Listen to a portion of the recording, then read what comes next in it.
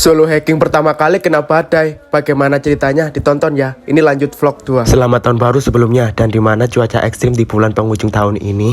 Bagaimana amankan pas waktu naik gunung. Dan ini udah ngelewati tangga yang mau menuju di pos 1. Dan di pos 1 itu ada cafe yang nantinya voucher yang kamu dapat bisa ditukarkan di sana. Gak lumayan ya, cuma marketingnya aja yang bagus. Tapi oke lah, nggak apa-apa. Oke lanjut.